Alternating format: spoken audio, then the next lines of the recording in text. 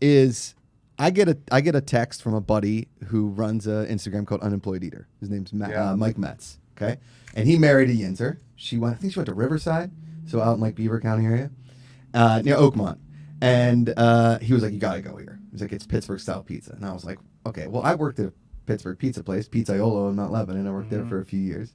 And I said, "Well, I mean, this is audio." So I just told my wife, I was like, "I'm going today," and she's like, "You're on this weight loss challenge. You can't have pizza like Wednesday afternoon." I was like, "All right, first of all, don't tell me what to do.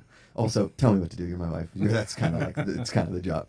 So I recruited our buddy Mark Ellis, comedian. He's always on the Friday show, and he was very hesitant about Pittsburgh pizza. He was like very dubious of the situation. Yeah. Because again, you kind of created a term. I did. Yeah. You know, it's within Pittsburgh when we eat pizza, we don't call it Pittsburgh style pizza. We're just in Pittsburgh and we're eating pizza. That's it. Right. It's just and we're doing it. Yeah. You know, outside of Pittsburgh, there's nobody yet that is kind of trying to plant the flag and kind of carve out a space for Pittsburgh in the kind of greater pizza lexicon, if you will. That's what we're trying to do. See, and were you a pizza guy too? Were you an Aiello's guy, or did he recruit you into this? No, there's no recruiting needed. I grew up loving pizza, obviously, and we're all human. You know, I would bounce between Minios and Aiello's. Okay. You know, I would lean for slices. I would be more Aiello's. Okay. For full pies, I would lean Minios. Gotcha. Sandwiches, Aiello's. Yeah. That's what it was. Okay. Yeah, thinking back on it, it was really kind of more like Aiello's was like when you were on your own as an independent teen. You know, Aiello's is the after dice slice. Yeah. Minios is like Sunday night family pie. Dad's gonna go pick it up. Yeah, it's coming from Minios. Right. And is the Minios in Squirrel Hill the same as Minios in Mount Lebanon? I don't know. We don't go to Mount Lebanon. Yeah, because every time I was a South Hills guy, right? So I grew up a couple of house parties. I got knew a couple of people. A couple of parents were out of town. Yep, I'd make an appearance. Yeah.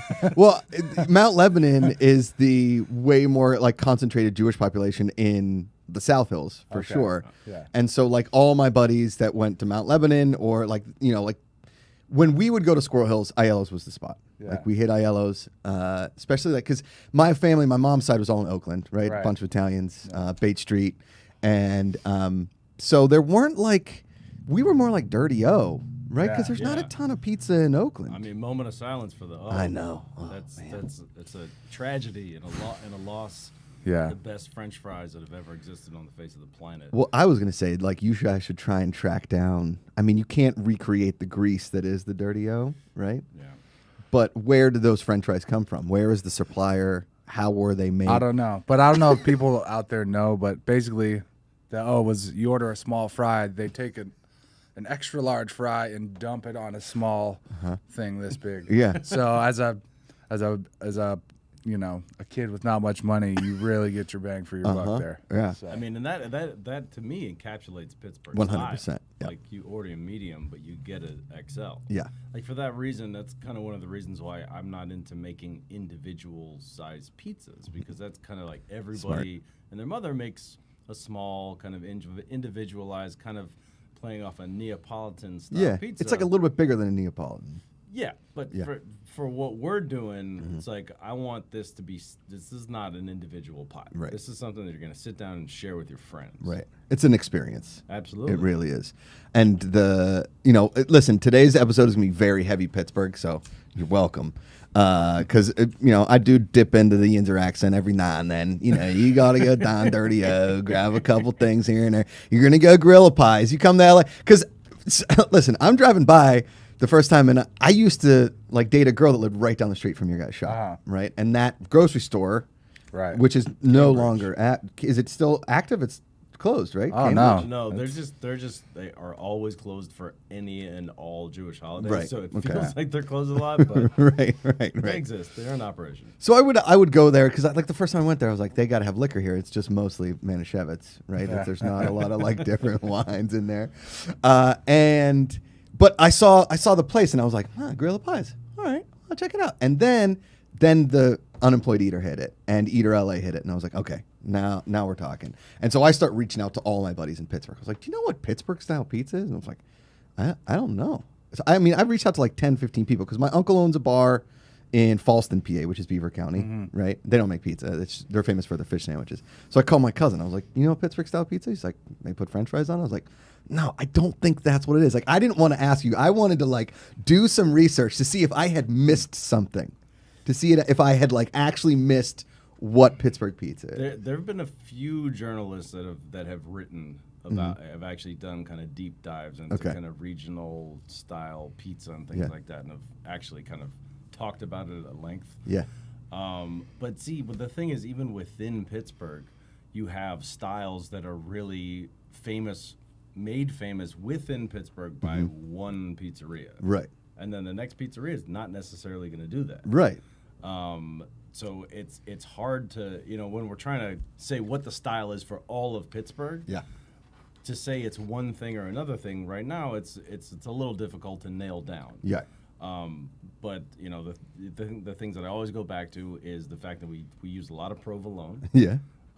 Where we go hard. Yeah. We go hard in the paint. It's over the top. It's always Send it in, Jerome. It's always a lot of toppings. It's a lot of we in Pittsburgh we work hard, we play hard, and we eat hard. Yeah. So I mean that's kind of the it's kind of the ethos. It's a full contact sport in our family. Yeah, it is. My wife always said like, why do you eat so fast? I was like, because you never know when there won't be food left on the table. You got to go at it. Well, our family we have another brother, and we're all extra large humans. Yeah, big dudes. So when food comes out, like if you don't eat it quick, you're not eating. Look out. And what's the other Osher doing? He works at a fine art print studio. Here in LA? Yeah, here in No LA. way. You guys all came out together? Yeah. That's crazy. Well, we're actually all born here. Really? And then we moved to Pittsburgh young in our lives, No way. like middle school, throughout high school. Holy shit. Then went to different colleges. Then we all gravitated back. So we all were born here, but became, men in the Berg. In the Berg. Yeah. It raised you, puts hair on your chest. Yeah. You know? Those critical years when you're a teenager, when you're coming of age, when you're kind of doing everything for the first time and kind of figuring out who you are as a person. For us, that happened all in Pittsburgh. Yeah. It's a great place to like hit those formative years. I mean, in my opinion, I would say it's a great place to be from. I don't think I could live there right now. No like chance. as No an chance. adult. Yeah. But I love it. Here's the thing, like you get so used. It's not just a weather thing. You get so used to the weather, you really do. And when I have gone back in the wintertime, like Christmas is whatever, it is an eye opener, like about how cold it really does get. You forget how cold it gets, right? But you don't like. There is something magical about like raising a family in Pittsburgh because it is like salt of the earth, like you said. Like you eat hard, you play hard, you work hard, and a lot of times I don't know if you get that out here. You don't. I mean, to me, just the idea. I mean, it's talked about a lot, but just dealing with the elements, dealing with the weather. Yeah. The idea that when you can't work yet legally, the fact that you're going to go out and shovel driveways. Mm-hmm. You don't do that in LA. Right? You got to fight for lawn chairs and parking spots. Exactly. It is real. It's real. Yeah. I mean, I always say my first job was at Honey Baked Ham when I was 13. I don't think that was allowed. I think they were like paying me under the table. In ham. I was 13. In ham. Like I was just, here's a ham sandwich. Thanks for coming in. I was a facer early on. And then by the end, like I was glazing hams at 16, 17 years old. But that's just like the Pittsburgh mentality and my wife, she's from Northern California. She doesn't like get the Pittsburgh mentality of like, I enjoy working. Like I like to work. Absolutely. Right? Like the hard working mentality just kind of like ingrained in you. Like you don't have an option. Even if your family had money, you're like, you still got to go get a job. Like work at Bower Hill. Mm-hmm. I worked at the pool and I worked at the pizza snack shack. Do you guys ever go to Little Nippers? See, these are all like South Hills. These are all South Hill spots. I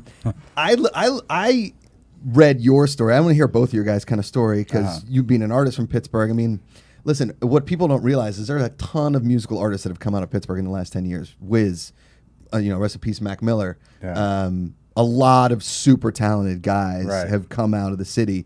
And when people that aren't from Pittsburgh think about Pittsburgh, like, oh, what's the steel mill like down there? I'm like, that's... What? Like when I went to Penn State, my buddies from Philly are like, so is it like real dirty? I was like, what? You guys live in a dirtier city at this point than Pittsburgh. Get the hell out of here. But your story is kind of insane because I read something about you lived in Moscow for 2 years. Yeah. Give like the origin story of Ben Osher and like how Gorilla Pies came to be? So, in my former life, I went to college in Baltimore, did all the college things. That's fun. Kind of fell into a career doing publishing, and I owned an art magazine called Beautiful Decay. Okay. And I did that for many years. That was really cool. Then in 2008, the economy went sideways, and I kind of pivoted and just decided that I needed to dedicate my life to food because cooking is what I do. What I've always done and what I feel like I was kind of good at. So I just went out there and just tried to find a job and, hopped on Craigslist, and there was an ad for Nobu in LA on Craigslist, and I applied and, kind of started at the ground floor as the receiver. Wow. Just the guy checking in the goods in the morning. Okay. At Nobu here in LA. At Nobu on La Cienega. Okay. Did you ever work with a guy named Daniel Johansson? Do you know Daniel Johansson? It's not ringing a bell right. He worked at Nobu. He always wore like white stonewashed jeans. What location though? The one in La Cienega. What years? Probably like 2010, 2011. When did it open? Like he opened it. I started 6 months after it opened. Okay, he might have been there. I don't know. Hey. It's part of it. It's a tangent. Never mind. Anyways, go ahead. Go ahead. So I busted my ass and worked for 3 years, super hard, just kind of doing everything that I could. And Jake, were you out here at this time? What year was that? 2008 through 2011. No, I was in New York at that time. Okay, right on. I graduated from college and I was in New York just grinding as a DJ. Yeah. Yeah. Dude, okay, right on. Yeah, Right. so I just kind of nose to the grindstone and kind of my initial experience at Nobu was almost like my culinary school because I never went to culinary school. I went to college and got my BA. Okay. But formal culinary education is nothing that I ever really had. So starting at Nobu was really a formative experience, learning about Japanese ingredients, how to run a kitchen, how to organize, how to manage people, everything from top to bottom, how to do it at a really high level. Yeah. And I learned from some of the best. Okay.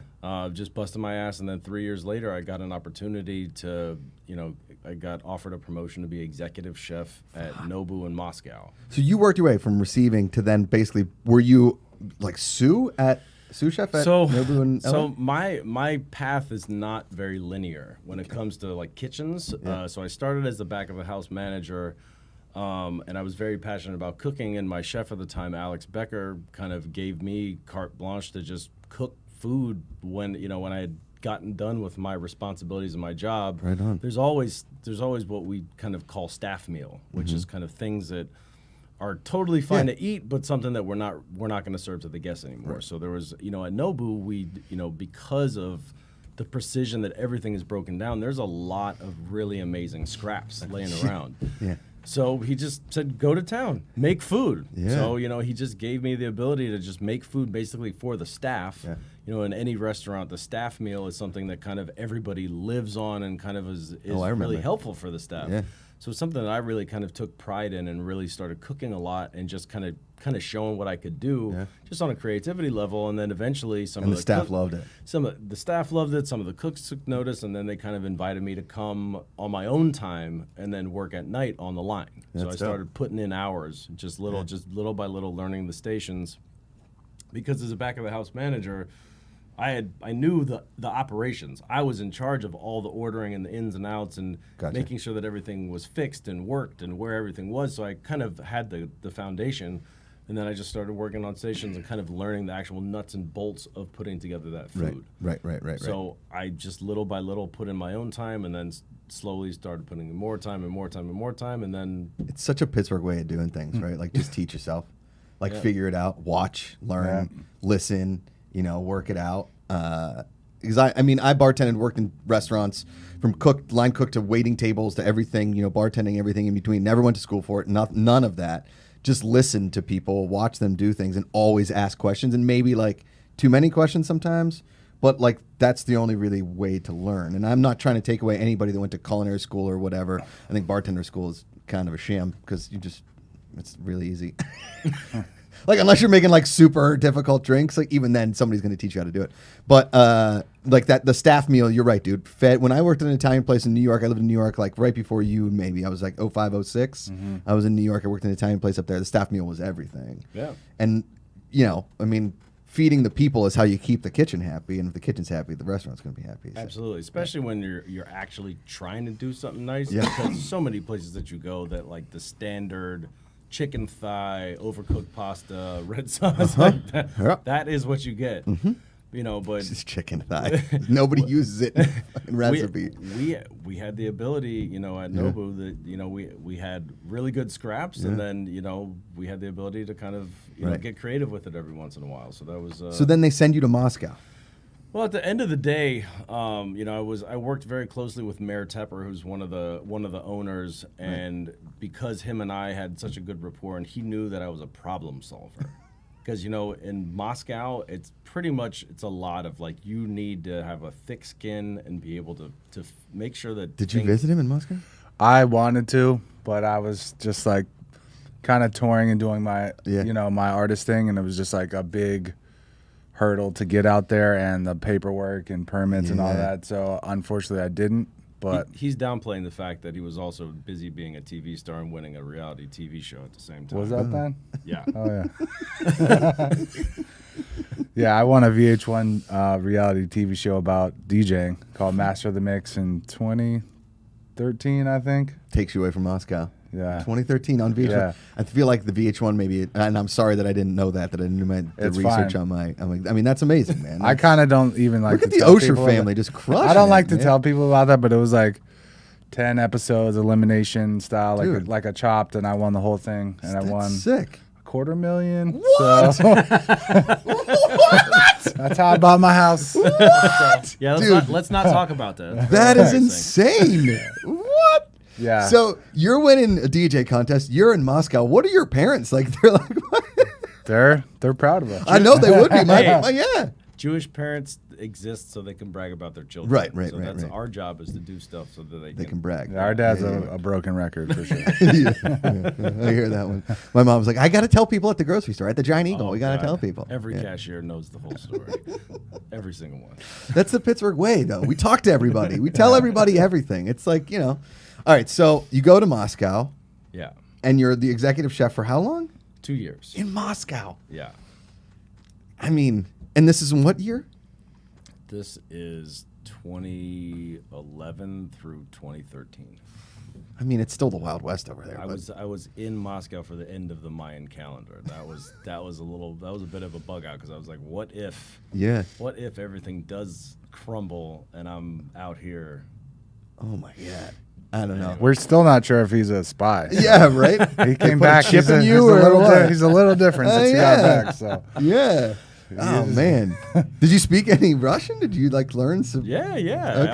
I was. You know, you have to. Right. You know, and whenever I, you know, kind of enter any other situation where there's another language being spoken, trying to speak the language, you know, I speak on a daily basis probably more Spanish than I do English in my working life, because everybody around me speaks Spanish. So you know, if you're entering another country, I do everything I can to speak to somebody in their language because it's just more effective. Yeah. I mean, you can't get in like I lived in Italy for a minute in my study abroad in college, and like this culture shock crushed me so much like the first week because I just wanted to be able to communicate because I can't just get in a cab and be like, did you see I see the Buccos game last night? They stink again. And it's like, so no, I understand that like culture shock of learning. I mean, when I moved to New York, I had no idea that all the kitchens were run in Spanish, right? And so I basically had to like kind of learn on the fly. If I wanted to get any of the food runners to bring any of my meals out, I needed to learn at least like what the lingo was in the kitchen. And that's a whole culture shock in its own, is getting from like, I was working at a beach bar in New Jersey. Everybody spoke English, right? It was just a South Jersey beach bar where it was just like a surfer that was like, I guess I'll show up for work today. And I was like, all right, well, I'm from Pittsburgh. I show up on time. Okay. I don't know what to tell you guys. But so you're in Moscow, and like, what are you doing in your off time? You know, it was a real interesting time. Yeah. Most of the people that I was hanging out with when I was out there was a mixture of expat journalists, people that worked at like The Guardian, GQ, you know, other publications that we know of that are just kind of similar to me, where I'm working for an American corporation and I'm out in Moscow. Other people that were either from either from England or the U.S. or U.K. or Australia, just people that kind of the expat community. Kind of forms together. Kind of forms together. Why don't you tell him about the private dinner you did for Putin, dude? That didn't happen. I was like, go on. Yeah. Oh, man. Like, I mean, you had to run into some, like, mobsters and oligarchs. It's not like Nobu is cheap. Yeah, well, there was one time that, I might have helped prepare food to go on a jet to go to a private island off the coast of Vladivostok for Mendeleev. Perhaps. I can't confirm or deny that. What? Holy shit. This is insanity, we did a birthday party for Putin's daughter. Well, no, the guy. The way that it was described to me as the kind of Karl Rove equivalent, kind of a political puppet master type, and we did his birthday. Look at that. All right, that was interesting. Yeah, lots of more security than guests. Yeah, but, did you guys watch? So, do you know the story of the Moscow Penguins? Did you guys see that documentary about it? No. So right when the Berlin Wall fell and like communists fell in Russia. A bunch of people went over there and from Pittsburgh and bought a Moscow hockey team, and they called it the Moscow Penguins. Like the Red Penguins is the name of the documentary. That's crazy. And they, it was just mobsters running a hockey team. They had no idea that there weren't rules in Russia. There just like were no rules to be followed, and so like guys were just. It's kind of like the one I just watched about the Trashers. Yeah, right. Did you watch crazy. the Danbury Trashers? Yeah. That just happened in New Jersey or in Connecticut, run by mobsters. Same thing as this Red Penguins, but you're in like post-communist Russia. A year later, nobody is following any rules. There's nothing at all, but they love their hockey. So you leave Moscow. You're winning DJ competitions, right? Your other brother's a fine artist. Was that what we're saying? Yeah, he's a fine art printmaker. Okay, and here in LA, what's the company called? He works at a place called Gemini. Gemini. Yeah. Okay. Gemini you guys are all like Gel. super artist family, like very different. talented. Yeah. Culinary arts. Right. Musical. Yeah. Whatever the other kind is called. Fine art. Dude, were you going to say actual art? Yeah, but I was like, that's diminishing what I do, so fuck that. Yeah, this is not. I got a chat question from MW who said, did they go to Emma Kaufman as well? Did you guys go to Camp Emma Kaufman? EKC? I never went to the full thing, but I went to a couple like pop out. I forget what it was. Like teen weekend type. Yeah. Yeah. I never went full Okay. EKC, but I dabbled a little bit. All my buddies from. I remember I got in a fist fight with one of my boys in a cabin. That's one of my good memories. I won, by the way. Yeah, of course you did. No issue sit. 6. I'm coming for your ass. Dude, that is amazing. Michael J. Fox was a part owner. I used to have the Moscow Pens poster, and he was photoshopped in it before Photoshop existed. They just put Michael J. Fox. Yeah, he was an owner of the Moscow Pens. No idea about that. Yeah, the Red Pens, man. Oh, I thought you said it'd be KC. I was like, what? Sorry, the MW just timed me chat again. So because my buddies, Josh Selkovich, Shira, Aviel Selkovich, they all went to Camp Emma Kaufman. Andy, they were all my buddies. Yeah. I was always very jealous of Jewish kids in sleepaway camp because Italians were like, just go outside and shut up all summer. It's like what my parents basically told us. Like, come home when dinner's ready. That's it. Yeah. We didn't do EKC much, but the JCC was huge. A big for part. us. Dude. Yeah. Junior high night was everything back in the day. Awesome. Every time I got invited to Squirrel Hill to go to JC, it's amazing. It was incredible. And the bat mitzvah scene was is unlike anything else on the planet. I love it. Circuit. It's a serious circuit. Yeah, and my name's Josh, and everybody thought I was Jewish until maybe the 10th bar mitzvah. The same DJ DJs every bar mitzvah and bat mitzvah. He's like, yo, when's your bar mitzvah? Because I was crushing the dance floor every time, just running it. And I was like, I'm actually Catholic. I want one of these though bad, really bad. There was an older woman, and my buddy was like, Josh, grab me some chicken fingers, because everybody knows the meal at the bar mitzvah. It's chicken fingers, French fries every time, and they're always good. I don't know where they supply them. It's like the French fries at 30-0. We don't know where they supply them, but they're perfect in every single way. And my buddy's like, Josh, and this woman's like, Josh, congratulations on your bar mitzvah. I was like, oh, thank you so much. She handed me an envelope, and I was like, all right, so I can't steal this, obviously. But I took it to my buddy Josh. I was like, this woman thinks that I'm you, but I'm not going to tell her any different. So here's your money. And he's like, you want to split it? And I was like, no, what? No.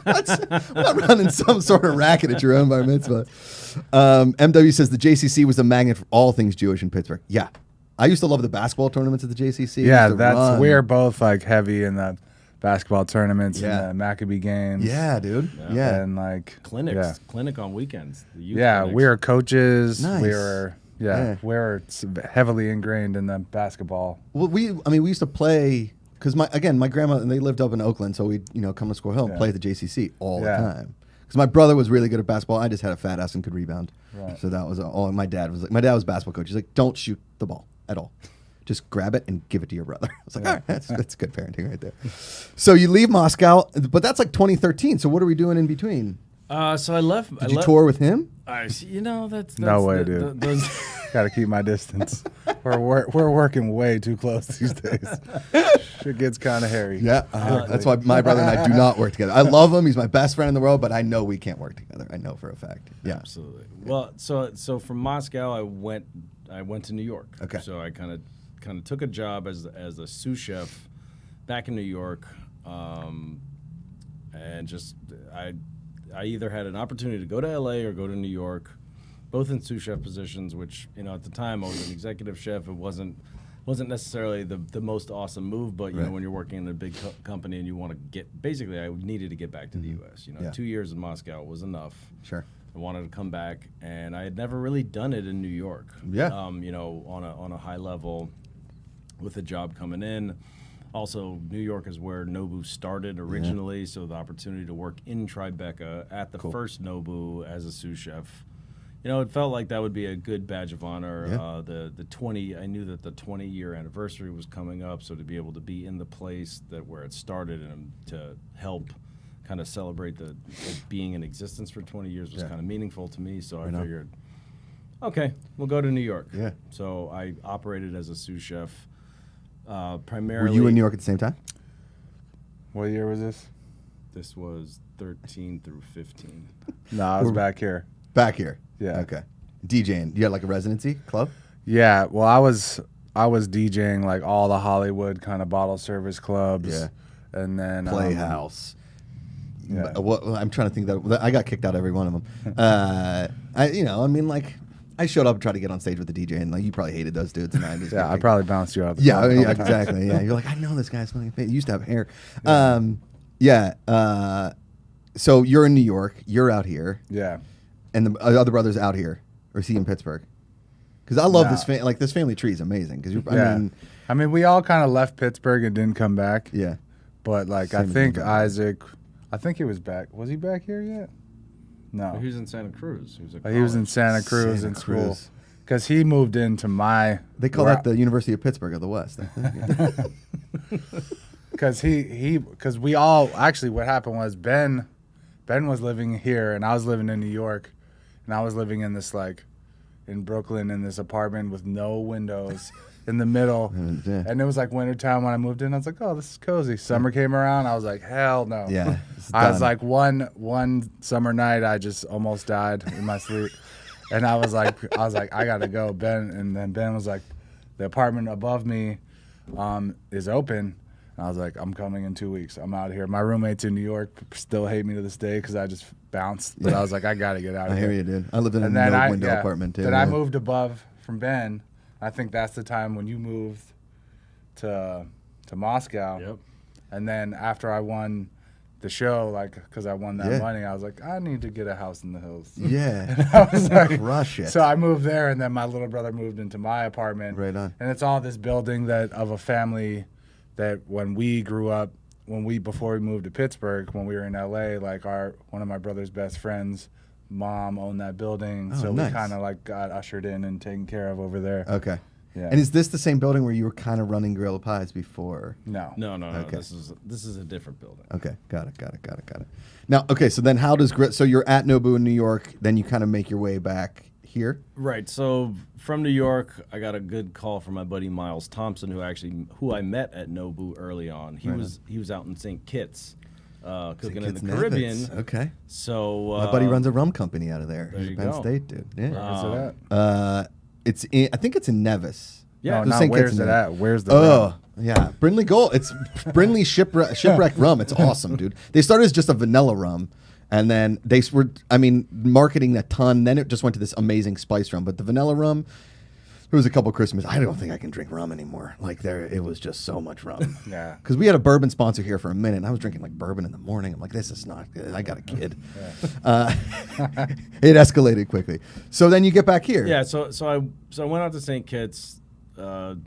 Had an amazing 6 months. Oh, so you spent 6 months there. And I was kind of dealing with an ankle issue where I just had to get surgery. Okay. So I moved from the Caribbean and I moved back to Ojai where my parents live so that I could recuperate. So they moved from Pittsburgh to Ojai. Talk about a relocation. Yeah. Squirrel Hill to Ojai. Never mind. I mean, Ojai's a magical place, man. They could use a good restaurant in Ojai. I think outside the Valley Inn, there's not much. It's rough. It's pretty rough up there. Yeah. The dining public is not really. They're not. People don't go up to Ojai to like dine out necessarily. Right. People go up to Ojai to like be in private as much. So it doesn't really support. Right. It's more like I think my friend just opened an ice cream parlor there, which makes sense because like people go into town have an ice cream and stuff like that. Yeah. Anyway, so I kind of went up there, recuperated, and kind of got back on my feet, and then I started, picking up some gigs here and there, be it private chefing, catering, filling in for people here and there. I was resigned to the fact that I wasn't going to cook professionally anymore because I had my ankle fused, and I thought that it was time to kind of do something else. Running from the Moscow, from the monsters we know. He undercooked one thing and got the axe to the ankle. Don't give me the scrap. No, but playing basketball through my freshman year of college, and then Where'd you go to college? Goucher College in Baltimore, Maryland. Okay, It's a D7 school. Wow, Peyton. Anyway. I didn't make it past preseason. Yeah. I was like, I made it to preseason. I was like, no way, I'm waking up at 6 a.m. for D3. Damn. Get out of here. Where'd you go to school? I started Northeastern, then transferred to Emerson in Boston. Fuck yeah. Good Boston schools. Right on. Okay. Yeah. Emerson's got a huge population out here. Like it's a big deal. They got that huge building on Sunset now. Yeah. Crazy. Anyway, go ahead. Sorry. So you're in LA. You're back in LA. You had resigned. You're never going to back in LA. Kind of getting back on my feet and just kind of scraping together private chefing, catering things, and then I started a sauce and marinade company called Just Add Beer with a good friend of mine that I had, who was a former business partner. Shout out Fubs. Big Fubs in the building. And Miss Heather. You went full TJ there. I appreciate it. Shout out Fubs. Maybe one of these. Yep. Yeah. In any case, so we started a sauce and marinade company called Just Add Beer, which was a really cool concept where I had 3 different flavors and kind of basically created something where you would mix beer at different ratios to either make a sauce and marinade. I love that idea. Yeah, no, it was super good backyard cool. Pittsburgh barbecue. Yeah, no, it was a good thing to start, and it was something that I felt like it would be kind of create a different path in food, but still be creative. And it's still around, still kicking. I unfortunately kind of had to shift my focus. Sure. Because at the end of the day, my joy is in creating foods and flavors and things like that. The nuts and bolts of trying to roll out a retail product in jars really tough. It's a serious grind that I think I underestimated how hard it is to break into grocery. Anybody out there trying to do it, have fun. Good luck, because it is tough. Yeah, my cousin cousin from Bethel Park started a kimchi company. They just got into Whole Foods, but all in just like Northeast. So Rhode Island, Boston, Maine, that market, and it's amazing. It's called Chi Kitchen. If you ever make like a one-off kimchi pie, I got the kimchi for you. But, okay, yeah, cool. I mean, because you would probably down the line make some sort of sushi pie, like on a one-off kind of a thing, right? It's not out of the question. Definitely some sort of Japanese inflected pizza. Right. Sushi. It's it's like a poke. Yeah, I get it. It's not raw like fish on pizza. Yeah. How are you gonna cook the pizza? You would have to do it afterwards. Yeah. The smoked salmon. I don't do the thinking here. You could. It could be done. Poke bars. Poke bars. Okay, relax. Okay, relax. All right, go ahead. I don't. No. So I wanted like after Just That Beer was when you started thinking GP. So Well, not exactly. So I was working on Just That Beer, working on sauces and kind of working in restaurants and also taking on catering gigs and just kind of doing a million different things. Sure. Just kind of It was also helping Khalees do a bunch of private I did. things for her. No way. Yeah. Did you Bring all the milkshakes to the bar? I did all of that. Yeah, all of that. she didn't even bring him. He had to bring him. What the hell? Talk about false advertising there, Khalees. Yeah, My no. goodness. Did you hook up the Khalees thing? No. Okay. No, actually, a good friend, Danny Lee, who's a director, producer, he did a project that involved her with some other guys called Ghetto Gastro. Okay. It was a Spotify show that they were working on, and they kind of connected the dots, and then Khalees needed some help out in L.A. She asked the Ghetto Gastro dudes.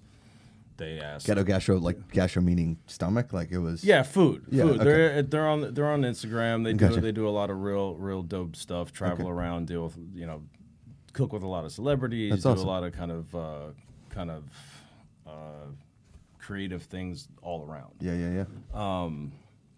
But they connected me with Khalees, and it was super fun. We connected on where Khalees and I are kind of the same age, almost Right. identically, and being the same age and kind of coming from the same generation, we got along super well. Got and married. And No, she has a very beautiful family. Okay, right But no, that was a fun little wrinkle in my career. Okay. Yeah, for sure. Khalees is chef. Awesome. Just amazing. And then how does Gorilla Pies come about? So when I kind of figured out that being a sauce baron was probably not in my future, I decided that I was gonna just go back to having an executive chef job. Yeah. So somebody that I actually knew through Jake, a gentleman named Brian, was a server at Mama Shelter Hotel in Hollywood. Yeah. And Been there a few times. I got wind that they needed a new chef, and Brian was on the inside and kind of connected me with the general manager. Oh yeah. I had an interview, and one thing led to another, and I got the job. Right on. Because my wife used to work for a company called Show Me Your Movement. They did a Barbie event there. I don't know if you remember the Barbie event. But I don't think I was there at that time. Okay. yet. Yeah. They did. Like they did like a co-thing with Barbie, and everybody was dressed in pink. And we've been there a couple times for dinner. So maybe you were there when we were there. I don't know. It was always a good meal. So yeah. Yeah. No, it was fun. It was good. It's a great, cool location too. Look at that rooftop. Yeah. No, it was a ton of fun, but it also kind of coincided with COVID happening, and having indoor and outdoor, and also it being a hotel. You can only imagine that there was some difficulties. So we shut down initially, reopened just the rooftop, did that, throughout, like as long as we could within, when we were allowed to be open, within capacity and, safety guidelines and everything. And that went really well. Did you ever DJ up there? No. They don't have a budget for me. I love that line. Meet my quote, dude. Meet my quote. I get it. Yep. Today's price is not today's price. Well said, my man. Well said. But yeah, so at the end of the day, when the second round of shutdowns started happening around Thanksgiving time, they just started cutting people, and that was that. It wasn't personal, but it was just they just shit happened to a lot of people. Nobody knew what was happening. Yeah, so basically, once he that kind of subsided, the Mama Shelter thing, we're all stuck in the house. It's a pandemic. We can't really do anything, see people. But he lives 2 blocks from me. And growing up, our family every Sunday would have pizza night. That was like a thing.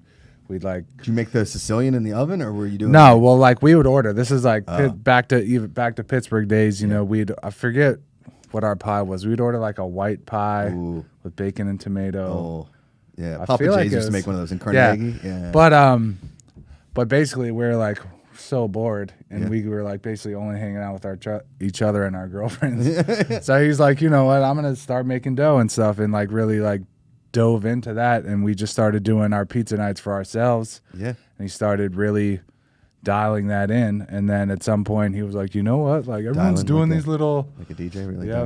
Everyone's doing these pop-ups and this and that, and he's like, let's do one, and we're just literally, he's making pizza. We're just sitting in his kitchen, and we're like tossing around names and stuff, and the whole idea of it was kind of like, you know, it's kind of like an underground guerrilla, like yeah. GUE Yeah. movement. And I was like, yeah, but Gorilla the animal is a lot cooler and, 100%. a lot more like marketing kind of, you know, it's just a better image. And then, you know, we're just like right there. We're like Gorilla Pies, and we both were like. And are you let's the go. gorilla on the logo? I am. That's why I had to rock the hat today. I had to it's dope. embody the logo. It's really cool. Yeah. And then, he was, you know, launched the pop-up out of his apartment, and it got moving, started getting some buzz on the pop-up front to the point where other, like, next door app people started hating on us because we're, like, you know, not exactly, you know. Yeah, it wasn't legal. Yeah. I mean, that's fine. You're And legal then, now. Yeah. It wasn't, you know. It's cool. And then we're like. It's a cool way to do it, man. Yeah. I mean, at the time, it just felt like. Like my grandma used to sell meatballs out of the back of her house. My great grandma. I mean, in Oakland. Yeah. In general, you know, I'm Jewish. I'm pretty paranoid, pretty cautious. You know, like following rules in general. Yeah. Ken knows. Ken's not Jewish. He just is a big rule follower, and he's Russian. So. But at the end of the day, when I felt like I had the rug pulled from under me, losing my job, and just feeling like society didn't know what was happening, you know, everything was kind of breaking down, and you know, all the norms are kind of out the window. Go full gorilla. Yeah, I said, "Fuck it, man. Yeah. You know what do I have to lose at this point? Yeah. Let me just do it instead of like being, you know, paralyzed by like, here's all the things that I need to do it right. It's like just do the thing, put your passion and love into it, and just be authentic with it, and see what happens." And were you just running it out of like a regular stove in the apartment?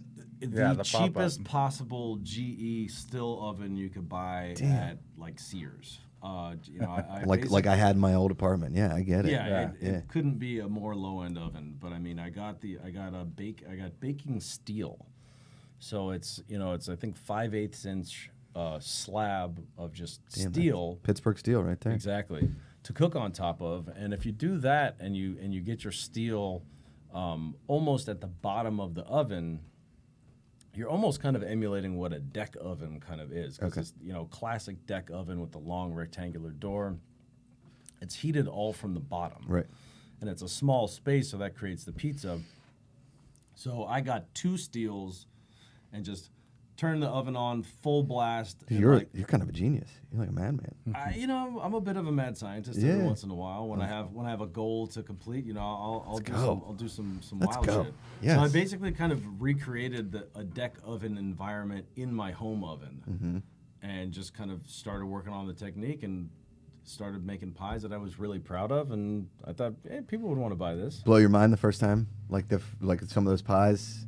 Yeah, but I'm also his brother, so I bust his balls. Yeah, of course. That's what brothers are for, right? My brother's my biggest critic. I love it. Yeah. So, and then, because how are we running a pop-up? Like, how many pies were you selling, quote unquote? Yeah, I mean, on a daily basis, I would say like 10 to 15 was probably the max. Nothing crazy, but it was just like a little spread word, you know, money, and just, you know, just him getting some money for what he makes. You know, it was like a pizza speakeasy. Honestly, you know, it was like everything was done on text via Venmo. Big shout out to Brandoni Pepperoni, which is a genius name. Another homie that does it in Hollywood, and he started out. And I kind of saw what he had done and kind of the model, you know, of reserve via text, send a Venmo link, send the money, establish the date and time of pickup at curbside. Done and done. Yeah, you know, when you need to see somebody else doing it to be like, oh, this is something that can be done, right. And then I kind of use that as a bit of a inspiration, as a jump off point of a way to operate. You know, just printed up some menus and kind of just with the shoe leather and the elbow grease, you know, back to Pittsburgh, you know, knocking on doors. Can I mow your lawn? Can I I shovel your driveway? Right. Same exact thing, but here's some pizza. You want it? So just, you know, put it in mailboxes, put it on people's windshields, and then the coffee roaster, which is Steve's Coffee Roaster, which is on the corner of Ventura Canyon and Ventura Boulevard. Okay. Right by Woodman. Yeah. Got to give a big shout out to those guys. They were super supportive. Just really Right by really, Petit Trois, right there, right? Yeah, exactly. It's like Couple about blocks a down. block down. Right next to that izakaya. Oh yeah. The Japanese spot. Yeah. Wait, Right. Izakaya M. Yeah. because Izakaya is right next to that Italian. There's an Italian place right next to it. Yeah. Like Yeah, La it's Cava. the Exactly. Coffee Roach is in between It's the in between. Italian spot and the Izakaya. Got it. Okay. Because that La Cava is actually pretty good Italian food. If you guys ever check it out, it's pretty good. Cool. Yeah. But anyway, yeah, so they were just super supportive and kind of talked it up, and also just supported by having the menus there. And then I Word of mouth. did a brief pop up where I was doing a breakfast calzones. Did you guys ever have DP dough back in the day? You guys remember DP dough? That was like that was at Penn State. But I thought Pitt had a DP dough location, but I'm not sure. But it was all calzones. They did buffalo chicken. They did every ingredient, but they made a really good breakfast calzone. Anyway, Huh. yeah. Anyway, so I started doing breakfast calzones, actually selling them at the coffee shop, which was another kind of foray into just introducing what Gorilla Pies was. We definitely hope to get that launched back again once we're a little bit more. No one really does breakfast calzones. No. I guess like in 20. But that was rare. I mean, that's, In 2020, we bought breakfastcalzones.com. Like No it still shit. existed, Yeah. So like, dude, I'm telling you. Yeah. So before the camera's rolling, I told Ben. So we bought 3 pies. We got the meatballs. Well, I was gonna get my wife a salad because she was like, I can't. And then she ate all the pizza anyways. It's fine. I feel like I'm like crushing my wife today. She's the best. But she loved your pizza, right? But so I got the buffalo chicken pizza, and it kind of changed my whole perspective on buffalo chicken pizza. Like it really did, because every buffalo chicken pizza that I've ever had is sort of the same. There's a place in San Francisco called Square Pie Guys. Have you ever heard of Square Pie Guys? Square Pie Guys kind of started like you guys did. They were just a bunch of dudes working in finance, right? But I mean, like, not really in the pizza industry. Started making Detroit style pizza, like the thicker Sicilian, but like the smaller. And then got a pop up. It got really popular. Got a brick and mortar. I think now they have 2 brick and mortars. And they probably make the best buffalo chicken pie next to yours that I've had. Square Pie Guys, but I mean, and they make fantastic buffalo wings in general, whatever. I didn't have the wings at the store, but I'm going to get them next time, obviously. Yeah. oh man, I know. I gotta be able to keep coming back. I yeah, can't you gotta have come with more people so you can order more. Oh no, I think I'm gonna. Yeah, I told my wife we're bringing the whole family. I mean, my dad saw the Instagram post. He's like, "The f- is this? Like, you didn't go when I was in town?" I was like, "Hey, Dad, it wasn't open yet. We'll get you there, no problem." So next morning, fried up some eggs, Pittsburgh style, a little over easy. Threw them one on each slice of the buffalo chicken pie. I'm into And that. dude, it was Where the legendary. flicks, dog? Come on, man. What's that? You gotta The do it for pictures. the gram. Where are the pictures? True, I didn't. I'm an idiot. I'm sorry. Next time. It's okay. I like that though. He calls me like I'm Audible Kitchen is because he's like such a this is my recipe like that. I'm like, what if we do this and that? Put it on here. Yeah. That's what I do. Omaha. Chefs hate that shit, but I love it. We do have a super chat I will get to. I promise it's about the Steelers. We'll wait to the end before we want to vent. But breakfast calzones. That's a thought. Yeah. Right. Like maybe like weekend brunch breakfast calzones. Yeah, for sure. Yeah, I mean, I like a breakfast burrito, but if I knew a place to get breakfast calzones, and I'm they're going. good, man. Yeah. They're so good. I make them for me like on the low. Like I can't even post about it because like if people start knowing about it, It's over. so actually don't post this podcast. This is done. I love that you guys bought Cut the mic, breakfastcalzone.com. We're done. Are we going to start doing like maybe like a DJ set for like some nighttime pies in there? Or he can't afford you? Nah, it's not about that. It's just like the space is small. Yeah. Like I do want to, start doing some kind of event type things, but it's like we're still in a space like with the press and everything. We're so busy just to even get the pies out and fulfill the orders. I saw a guy the If other we day throw walking out with like 10 pies. Yeah, into if his car for game day. throw a DJ in there, it's like it's hectic. Yeah. It's hectic. Well, I mean, but I keep thinking like the block party. So back in the day, like I said, grew up in South Hills. We had this place called Shemp's back in the day. It was in Bridgeville. Okay. Bridgeville was like 10 minutes from our house. And you said your pizza night was Sunday. Yeah. Ours was Friday because sauce was Sunday, right? The Italian family, everybody goes to my grandma's or wherever. And I have a bunch of sauce I'm going to bring over to you guys. Obviously can't serve it, but like for you guys to take home, heat up, and, make your own pasta. The Italian way. You got to, as my Jewish buddy Josh Selkett says, is the Italians cater the Seder. So, so we used to have a block party at Shemp's. They would have like they would close off the street, and Shemp's did it for everybody. Yeah. And you guys are in that perfect location. That's almost like that part of Burbank. You know, the Valley is a neighborhood. That's a cool little neighborhood right there. No, and the fact that the grocery store is closed for Shabbat, like Friday nights are pretty much a ghost town there. Yeah. So that's definitely something I want to do. You both lived in New York. Remember San Gennaro Festival on Mulberry Street? Yeah. So I lived at Grand and Lafayette when I lived in New York. I lived in a 4-bedroom, 1-bathroom apartment with my buddies from college. My room did not have a window, nor did it have a locking door. So that was Did awesome. you have AC though? We did not have AC. We had one unit for a gigantic loft. We got this unreal loft space, but it was but we had one unit that barely got the place below like 85, right? Maybe. And air conditioning was so expensive in the summertime. We were spending like $900 for an 85-degree apartment. Anyway, so I told my wife after I had Gorilla Pies, I said this is a situation where this is like the most memorable pie I've had, right? Like I can name them. I can name Shemp's. I can name Jayceeoh. I can name. You guys never had Fury's on Banksville. You guys never on West Liberty. Fury's is like Barstool went to it, right? That because everybody in Pittsburgh talks about Fury's like on my side of town, right? Then you got Aiello's, and then you go up into like.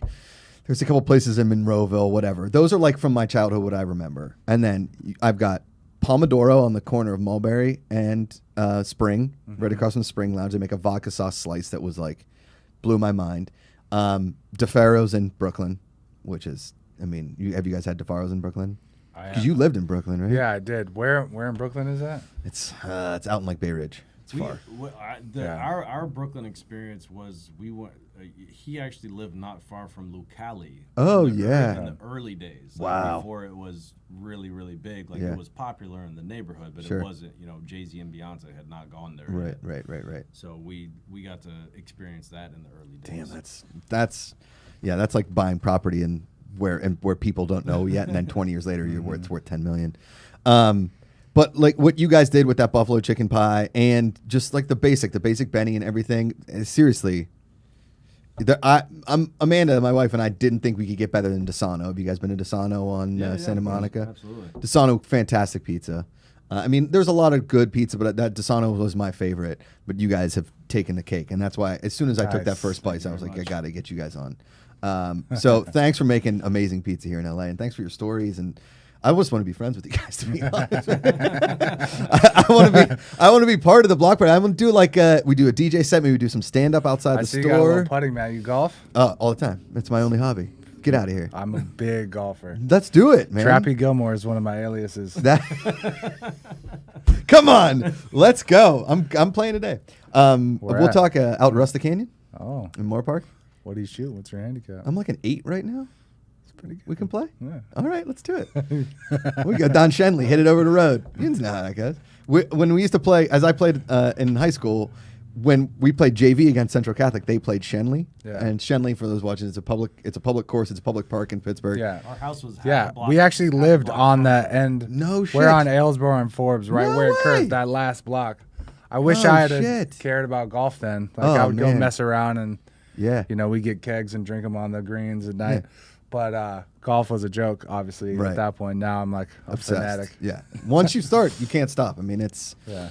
I was lucky enough, like early on, my grandpa played, right? Because Arnold Palmer is the biggest influence of that whole generation, my grandpa's generation. He taught me golf. He passed away. I just like kept it, and now all my buddies play. Like it's basically my only hobby, and it's like my social situation. It's just like... Anyway, I just want everybody to know about it, and I don't want to make your life any more busy than it has to be. Awesome. But let's all good. Let's make his life terrible and blow this shit up. Let's do it, man. Our buddy Bill Crawford reached out to me on Twitter today. He's like, those are my buddies. And Bill Crawford has like the dream job in Pittsburgh, working at TV, right? Like that's the Pittsburgh dream job, an entertainer. We all go way back, but he's a Taylor Roller race guy, right? Yeah, but when we were in Emerson, we did the LA program. We were roommates. No way. Have a lot of extremely funny stories. Yeah, you do. Definitely not safe for work. Yeah, you do. But shout out to Billy Crawford, man. We love you. What up, Croft? Yeah, he's the best, man. Yeah. He came on early on the show. I got to get him back. I know he's just like so busy with DVE stuff and everything, but our 3-hour difference does help as far as like getting Billy on shows. And I was telling him, I was like, dude, you got to get to LA ASAP, first of all, because, he tours with Steve Byrne, who's another Pittsburgh guy. But Bill doesn't come out to LA much. And he's like, why? And I was like, you got to try this fucking Gorilla Pies place. I told him that on Twitter this morning. I was like, it's bonkers. What are you guys doing? It's kind of game changing. It's awesome. Thanks. Yeah, Thanks dude, so much. crushing it. This is the positivity report. Let's do a quick update. So you talking about like pivoting and everything. So not like pivoting, but like doing things outside your comfort zone, creativity. We created a board game here. It's called Futility, the Actual Game of Living. Okay. All right. We're 26,000 into a $30,000 goal to get the game made. 26,665. You guys can hit the QR code. I'm gonna give you guys some business cards. You want to throw them out at like the register at Gorilla Pies. We want to hit that $30,000 goal by Friday. Because then once we hit that goal, the game is made. We're making it. We got 322 backers.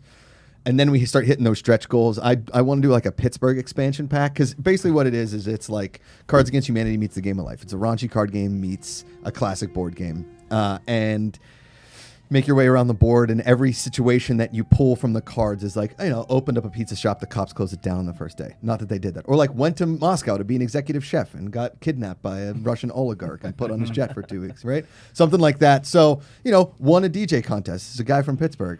Owns a house in the hills. That's a good one. There can be bad ones, good ones. So it's just Sunday pizza night at the Osher house. You guys have a couple pies. You play some Futility, the Actual Game of Living. I think your brother Isaac would really appreciate it too.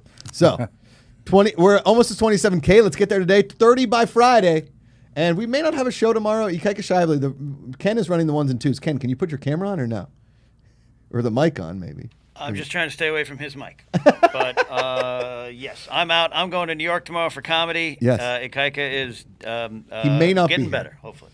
So Ikaika Shively, he thinks it's just a stomach thing, but we want to make sure he gets tested and it's not COVID. Be safe out there, everybody. But we do have a big show Friday, and I have a game show I do here called Josh Pretty, right? Would like to get you guys involved with it. If you guys want to come on and compete against each other. It's not about your brains, it's about the answers. Every question's either or. Right? I will kill him. You'll die trying. He's not a man, he's a piece of iron. So yeah, let's get to 30 by Friday. We got all kinds of fun stuff happening on the channel. Ben, Jake, thank you so much for being here. Thanks so much for having us. You're in LA. I know there's a lot of people that listen and watch this show that live in LA. Tell the people where Gorilla Pies is. Gorilla Pies is at 12417 Burbank Boulevard. Basically, corner of Burbank and Whitsitt. Yeah, exactly. Yeah. Hit us on social media At at Gorilla Pies. I'm And Jayceeoh. That's Chef Osh. You see it on the screen. Hit it. Follow us. Tell us how much you love us. Yeah. Or hate us, and then we'll fight you later. And I'm just gonna, I swear, I'm just gonna come in with like an old tube TV, like back in the day, and just plug it in like we're watching. Steelers. I'm trying to make that happen. Yeah. He's too busy cooking, but I'm trying to chill there. So It's a community Yeah. atmosphere. Ken Yeah. Knapsack, what do you got, buddy? I just want everyone to know the House of the Dragon teaser trailer. Oh, yeah. I'll be having an episode of Castly Talk out today. If you want to tweet me your reactions at Castly Talk about what you loved about it, I'll be doing an episode later today. I was going to be doing it today, then Ikaika fell off a cliff, so I'm here now. But to let you all know, just use the hashtag Castly Talk on Twitter, and I'll include your reactions in the episode coming out later today. Ken is like the foremost authority on Game of Thrones. That's not. All right. He's like, he wrote a book about Star Wars, and he I seems guess, pretty serious about it. Game of Thrones genius. So Extremely serious. you guys watch the show. My roommate just rewatched the whole thing, and I wanted to kill him. I loved it. I watched the whole thing one time through. Yeah. But I'm not a big rewatcher. Oh, okay. I get it. The rewatching Game of Thrones is an investment. Yeah. It's an investment. Yeah, it's like every time I come to my living room for a month, I'm like, dude, get the hell out of here. I mean, Ben probably hasn't watched anything in 5-6 months. I mean, as soon as you get your day off, you're just asleep. It's tough. He It's tries. tough. I'm currently just got into the Vikings. Oh, So I'm man. season 2, season 3 of Vikings is so dope. That's the current Billions obsession. right now. Billions, baby. is, dude. That season finale. Come on, in Was that the Succession. finale? That was this past one was the finale. Yeah, I know. No spoiler alerts. I haven't even. You would love corrected. Billions. No, I love the show. I just Yeah. am not up to date. Right. The whole season. So much TV to watch. Check out Only Murders in the Building. Very funny. It's a New York-based show. Steve Martin, Martin Short, Selena Gomez. Also, the other New York-based show, which might be the funniest show on TV right now, is called The Other Two. It's on HBO Max. 2 seasons, half-hour comedy. It's about a family in entertainment, and it's like Molly Shannon's in it. That's pretty much like the only name in it. Ken Marino from Wet Hot American Summer. Check it out. I highly recommend both of those shows. I used to host a show called TV Talk, so I'd watch a F ton of TV. But I'm not an expert on Game of Thrones like Ken was. I hosted one Game of Thrones after show for one episode and almost left the internet afterwards. So they take their Game of Thrones serious, Ben. Yeah, it's not. Don't fuck around. They call it a game, but it's not a game. It's not a game. It's not at all. Real serious. Guys, Gorilla Pies, if you're in LA, check it out. I can't wait for this breakfast calzone. I don't want to hype it up too much because I don't want to make your life miserable, but I might be we might be able to hook you up off a little side, a little back door. Just show up at your door. Hey, guys. This guy again.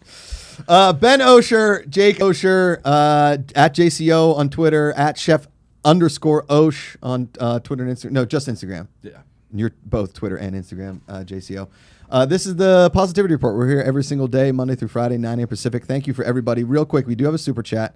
It's from our buddy, Drew Castillo, who said, the Steelers are in last place in the AFC North. All right, Jesus. And it looks like Big Ben should have retired last year. Yeah. Maybe a first-round QB in next year's draft. I don't like the idea of drafting quarterbacks. I like the idea of trying to steal one or sign one from somewhere. What do you guys think? Yeah, I think Ben is hurting. It's real bad. He's got to go, unfortunately. Listen, the guy brought us 2 Super Bowls. Yeah. I can't get mad. He took us to 3. We won 2. I can't be upset. You got to know your limits. But you got to know. He's like isn't he our age? He's our age. Yeah, I can't. I'm not playing football anymore. Listen, to me, why is he? As just a counterpoint to your point. Hit it. Yeah, stealing quarterbacks, that's fine and all, but if we could maybe if found another slash type. Ooh, Cordell Stewart. Like a little somebody that comes out. We need a quarterback exciting. that can run. We do need a quarterback because that's the game now. Like all these. Look at Kyler Murray. Look at Lamar Jackson. Look at Russell Wilson. I mean, if we've shown anything, they can actually last in the league if they stay healthy. Yeah. And no line. And the ones that could run are like generally tougher, and they're not going to get injured as much. Yeah, and how are they going to defend our run if we have a dope running game and a quarterback that can also move? Come on. We got to make a power play for a quarterback for sure. We really do. I'm bringing you guys on the Pittsburgh Sports Nap podcast. It's every Wednesday, 3 p.m. here on the channel. Okay, get your ear holes ready. Get your pierogies and sauerkraut. Yeah, you shut your mouth and you listen to the podcast. Okay, pierogi Pete and sauerkraut Saul will be there. Jalapeno Hannah is hot. Don't tell me no different. Okay, she's a hot pierogi. Thank you guys both for being here. A lot of fun. Remember, every single day you choose positivity. It's an active choice. Call somebody, text them, tell them you love them. It matters. It's way easier to love than hate. Find the good. We'll see you tomorrow.